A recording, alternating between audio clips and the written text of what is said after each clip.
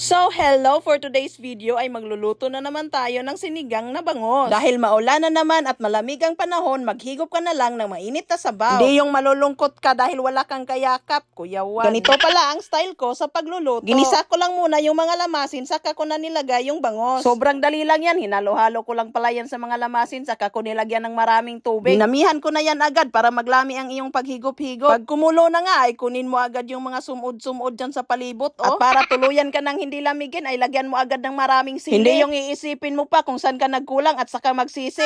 Nan, Kuya Juan lagi. Bago ka mag-emote-emote dyan ay nilunod ko na pala yung sinigang mix. At saka nilagyan ko na agad ng asin para di mo na isipin. Pakukulain mo lang yan ng konti at saka ilagay mo na yung marami mong gulay. Sitaw at labanos, dinamihan ko na para hindi ka na mag-iisip kung ano ang kulang. Di ko na sumpayan, baka ikaw ay masakitan. Nan.